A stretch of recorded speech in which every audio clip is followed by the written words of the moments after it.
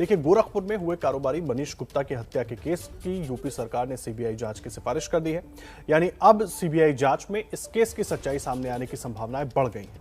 इस केस में अब तक किसी आरोपी पुलिस वाले की गिरफ्तारी नहीं होने से पुलिस के ही कामकाज पर सवाल उठ रहे थे। खुद मनीष गुप्ता की पत्नी मीनाक्षी ने अब तक की पुलिस जांच को लेकर सवाल खड़े किए थे।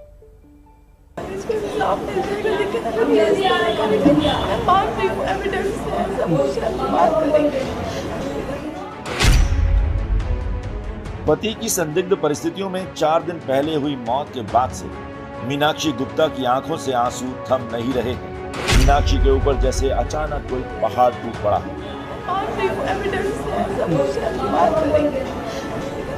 पति मनीष गुप्ता अपने काम से गोरखपुर गए हुए थे। वहां जिस होटल में ठहरे थे वहां पुलिस चेकिंग के दौरान उनकी मौत हो गई।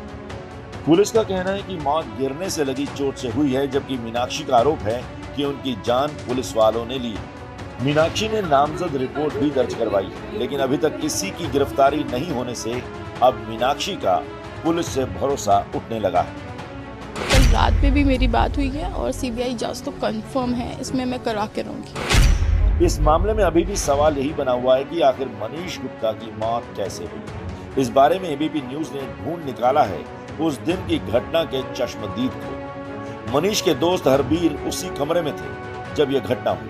हरबीर के मुताबिक आधी रात को करीब 5-6 पुलिस वाले कमरे में आए और उनसे पहचान पत्र मांगने लगे। आपने नीचे देखी होगी, एक वीडियो वायरल हो रखी है सर, फोटो भी है जिसमें गुप्ता जी की ही आईडी है वो। सर उनके पास सारी आईडी थी, वो आईडी हमने जाने से पहले रिसेप्शन पे भी जमा कराई थी। तो सर ऐसा कुछ नहीं है, अगर आदमी हड़बड़ा के गिरेगा, अगर सामने से गिरेगा तो उसके सर ऐसे ऐसे यहाँ पे चोट लगेगी, पीछे गिरेगा तो यहाँ पे चोट लगेगी। सर इस तरह से उनका जैसे यहाँ पे होल बता रहे हैं, हाथों में डंडा बता रहे हैं, तो सर वो तो कैसे पॉसिबल है। चश्मदीद के मुताबिक पुलिस वालों की ओर से गाली गलौज और सामान फेंकने से बात इतनी बढ़ गई कि बात हाथापाई तक पहुंच गई और पुलिस वाले मनीष को जबरन अपने साथ लेकर नीचे चले गए। जब लौटे तो मनीष की हालत काफी खराब थी। ये तो पुलिस वाला पकड़ के लिफ्ट के पास नीचे फ्लोर पे खड़ा कर दिया उसने, ग्राउंड फ्लोर पे। जब लिफ्ट खुली तो देखा कि गुप्ता जी को घसीट के लेकर आ रहे थे। गुप्ता जी के नाक से ब्लड बह रहा था बहुत ज्यादा। घसीट के मतलब हाथों से खींच के उनके हाथ और गुप्ता जी बेहोशी की हालत में थे। बिल्कुल बेहोशी की हालत में सर, उनको कोई होश नहीं था। मैंने जैसे देखा कि गुप्ता जी को बिल्कुल भी होश नहीं था और उनको उनकी नाक से बहुत ज्यादा ब्लड बह रहा था। इस मामले में पुलिस की ओर से आईडी ना दिखाने की बात कही जा रही है, लेकिन इसे हरबीर सिरे से खारिज कर देते हैं। आपने नीचे देखी होगी, एक वीडियो वायरल हो रखी है सर, फोटो भी है जिसमें गुप्ता जी की ही आईडी है वो। सर उनके पास सारी आईडी थी, वो आईडी हमने जाने से पहले रिसेप्शन पे भी जमा कराई थी। तो सर ऐसा कुछ नहीं है, अगर आदमी हड़बड़ा के गिरेगा, अगर सामने से गिरेगा तो उसके सर ऐसे ऐसे यहाँ पे चोट लगेगी, पीछे गिरेगा तो यहाँ पे चोट लगेगी। सर इस तरह से उनका जैसे यहाँ पे होल बता रहे हैं, हाथों में डंडा बता रहे हैं, तो सर वो तो कैसे पॉसिबल है। सवाल कई, सबूत भी तमाम है और अब जांच सीबीआई को सौंपे जाने के बाद मीनाक्षी की उम्मीद और बढ़ गई है कि उसके पति के हत्यारों को सजा जरूर मिलेगी।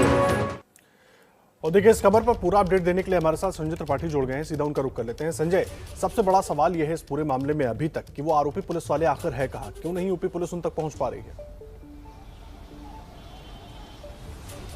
देखिए आदर्श, शुरू से ही इस पूरी घटना में पुलिस का जो रवैया रहा है वो बेहद लापरवाह रहा है। पुलिस के अधिकारियों के आप बयान सुनेंगे तो उससे लगता है कि इस पूरे मामले की निष्पक्ष जांच करने के बजाय पुलिस उनको बचाने में लगी रही और यही सारे बयान, इसी तरह की कार्रवाई लगातार मीनाक्षी गुप्ता को परेशान कर रही थी और वो मांग कर रही थी इस पूरे मामले को पहले तो कानपुर ट्रांसफ़र किया जाए, क्योंकि गोरखपुर की स्थानीय पुलिस ने ये कांड किया है। ऐसे में वहाँ जाकर के अपनी पैरवी करना या बयान दर्ज कराने का कोई औचित्य नहीं बनता है। दूसरा, वो ये कह रही थी कि इस मामले को सीबीआई भेजा जाए, क्योंकि स्थानीय पुलिस और उत्तर प्रदेश पुलिस के बड़े अधिकारी कहीं ना कहीं ऐसा उनके बयानों से प्रतीत होता है कि वो पुलिस को बचाने में लगे हुए हैं, सबूत साक्ष्य जो होंगे उनको मिटा देंगे।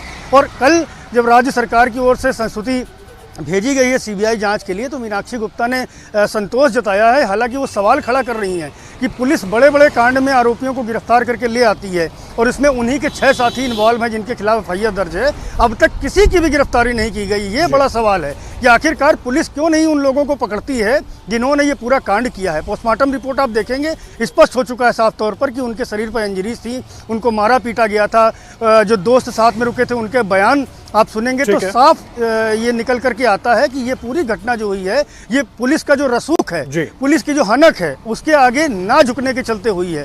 तो आखिरकार इन लोगों को गिरफ्तार क्यों नहीं किया जाता है, ये बड़ा सवाल है संजय, और इसी का जवाब हम सब तलाशने की कोशिश कर रहे हैं। आप लगातार नजर बनाकर रखिए।